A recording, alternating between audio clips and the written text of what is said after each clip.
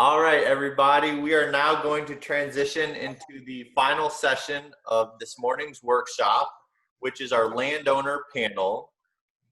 We have two landowners who have volunteered their time with us today.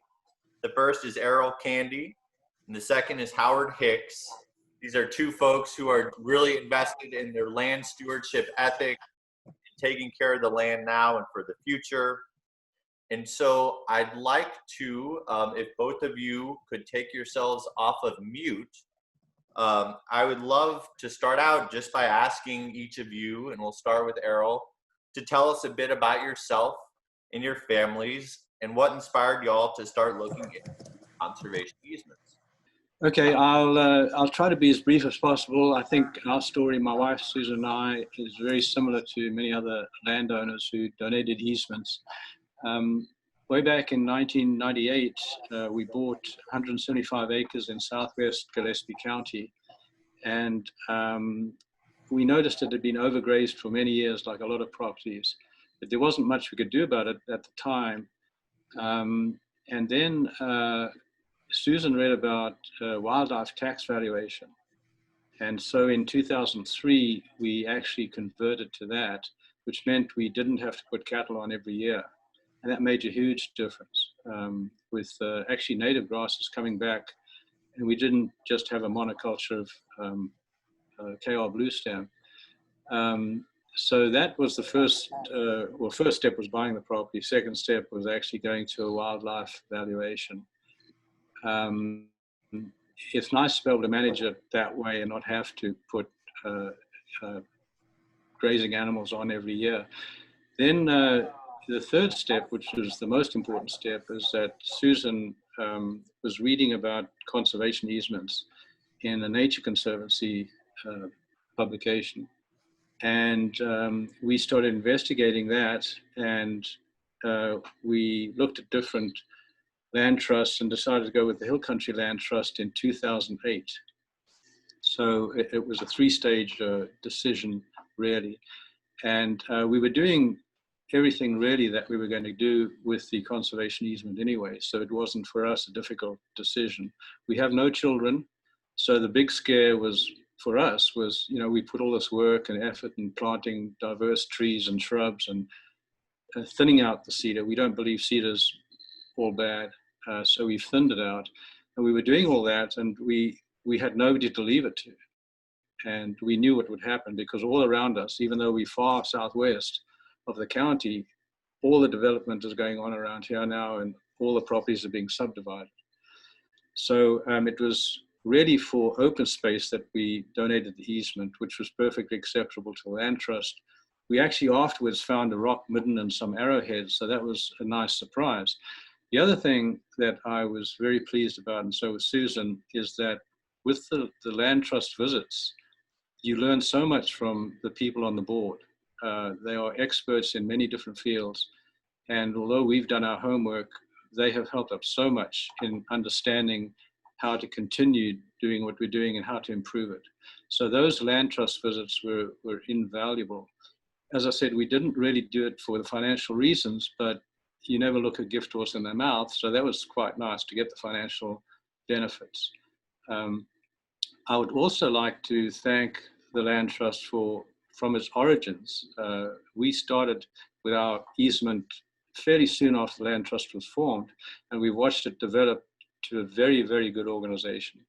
And I'd like to thank all the original founder members and all the people who've been on the boards since then, and specifically the board that's there now, because they are almost all full-time and they give up their time to just do the land trust work, which is, I find, rather amazing. I don't think I could have done it when I was working. So a big thank you to all the previous members and current members of the Hill Country Land Trust. The transfer to the Land Conservancy, Texas Land Conservancy, is a very good one, I believe, because I'm actually on the board now and I've seen all the hard work that's gone in by both organizations. And I'm very, very comfortable with the future and our future, and particularly the financial future of TLC. So basically, I think that's about it in a nutshell. No regrets.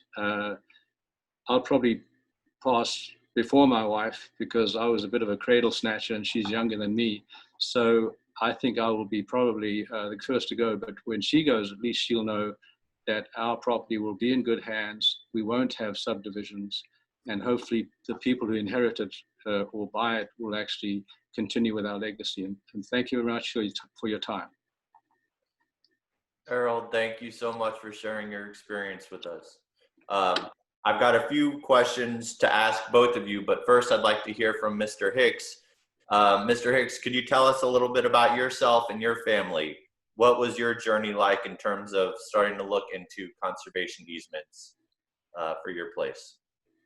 Okay, can you hear me all right? Yes, sir. Okay. I grew up in Bandera County, and I think back to the 60s, the 1960s, 1970s, we started seeing subdivisions go in and the whole county being cut up. It's probably more extensive than a lot of areas because it's close to San Antonio. And I wasn't too happy about that, but didn't think too much about it. And fortunately in my family, that was my dad's family over in Bandera County. Then my mom's family is ranching in the Blanco Gillespie County line, right on the line there in northeastern Gillespie County. And as we started focusing on that ranching operation, our family, we formed a family partnership. And so we had my children and eventually grandchildren are going to go into it. And we even got great grandchildren now that will be involved. And I got to thinking about what's happening as far as subdivisions and didn't want it to happen to this land because it's been in the family since the 1850s. So I thought about conservation easements, but I didn't do any serious looking into that. But one of my sons went to some seminars. I guess it was the a Texas group that did those seminars every year. He learned a good bit about it, and he happened to meet Mark Steinbach from Texas Land Conservancy that we're talking about. And Mark gave him a lot more information, and we decided to investigate it more seriously and talked to Mark, and then we started talking to our family.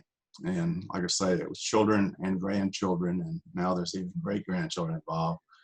So what we eventually did was we sat everybody down in one room and had Mark visit with us, and we explained exactly what was involved, that this was something that was going to be in perpetuity.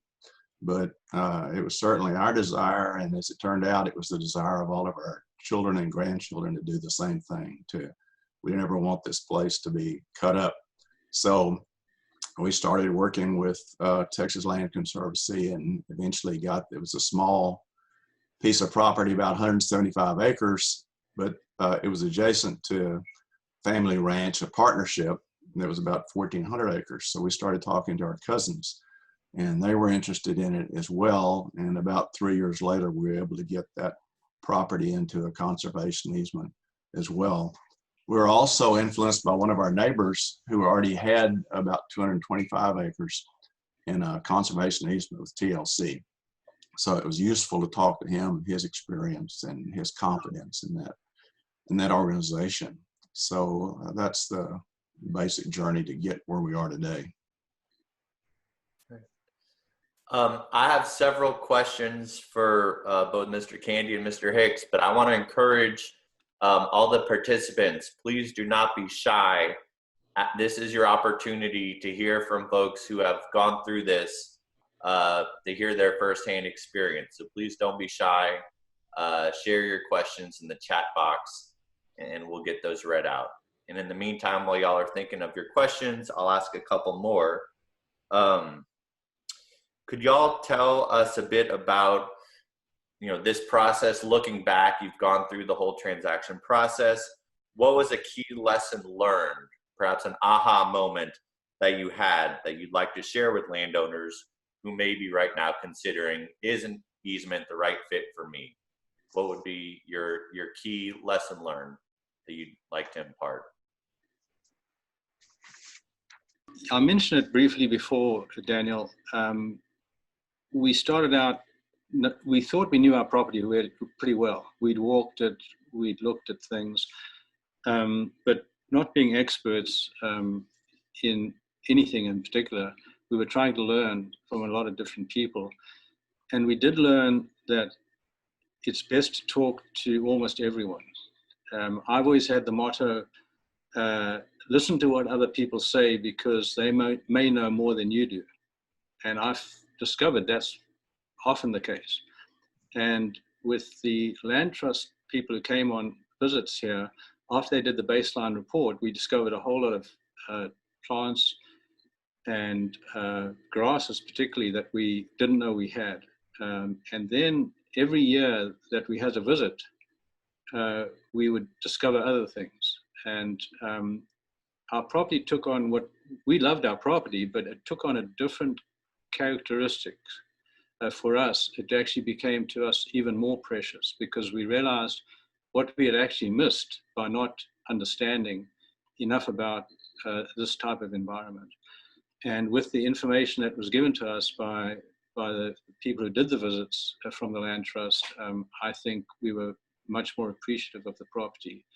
And it's like trying to explain to people why you love your children. There's no really good words for that. And to try and explain why you love your property is also difficult. It's almost a spiritual thing rather than an explanation thing.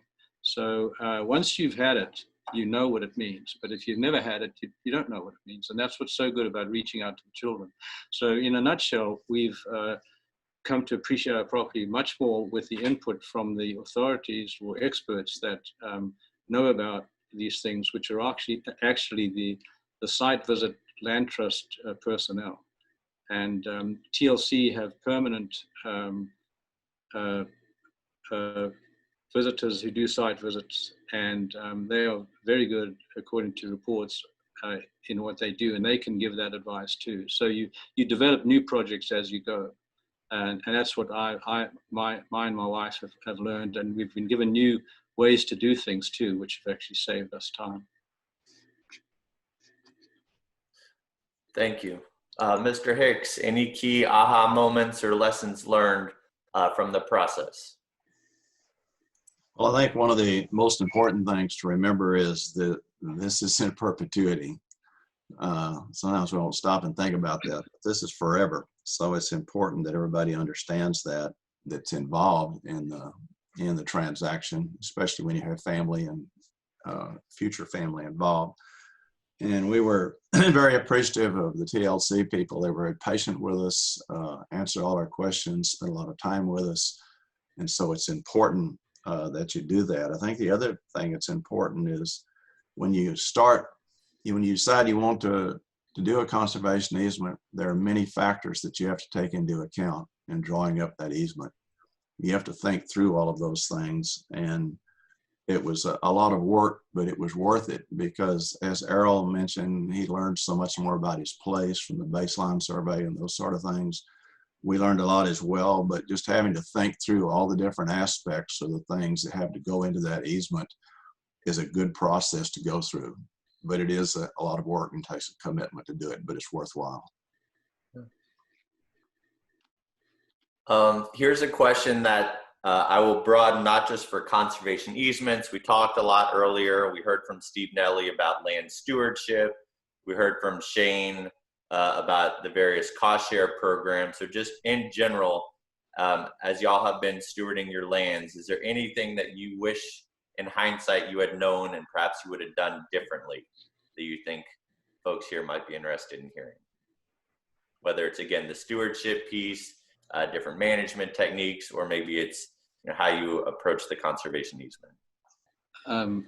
I can maybe talk a little bit about only one thing that we missed probably on the first round, because it was early in the process and everybody was still learning. We did have building envelopes. I'm glad that was brought up. We had one for the barn, which we took advantage of, and we had another one for a relative, perhaps mother-in-law, brother-in-law, and it was a parcel of 2 acres in a part of the property that was far away from the main house. So it was fine. But we ran into an issue when we thought about taking that option, is that the person who built the house, the relative who built the house, wouldn't own the property. And now I think there's a way around that by actually parceling off a piece and not including it in the easement. And we weren't aware of that. So all I would say to people is if you want to do that and let somebody else in the family build on the parcel because of legal reasons, you really probably should parcel that off. It's not going to be a big piece, hopefully, and parcel that off and don't include it in the easement. That's the only thing. Otherwise, absolutely no regrets. Thanks. Mr. Hicks, anything you would have done differently in hindsight? Not really that I can think of offhand. It was, as I say, TLC was very helpful to, and also the attorneys. We worked with Braun Gresham as well, and they were very helpful in helping us to think through all the issues. And I haven't heard from any of our family that there's anything that they think we should have done differently either. Well, Mr. Candy, Mr. Hicks, any parting words for folks who are thinking about conservation easements and starting that journey? Just do it. If you have any thoughts in that direction, it's worth the effort. It's worth getting the family lined up. As I said, we didn't have to do that, but I know others who have. And the discussion should be had now. People don't put enough in their wills inevitably, and it becomes a total mess at the end. So even if you don't go through the easement, it's worth having the conversation with the family if they're adult children, getting it all organized, getting it in line. And if they're of the same mindset as you are, it's a done deal. But I would say do it. We all believe in it. And why not? I guess my only comment would be, I wish we had done it sooner. So. Well, thank you both for joining us this morning and sharing your experience. It's always, I think, one of the most compelling parts of these workshops is to hear directly from folks who have lived and breathed this experience. So thank you so much for sharing with us. We really do appreciate it.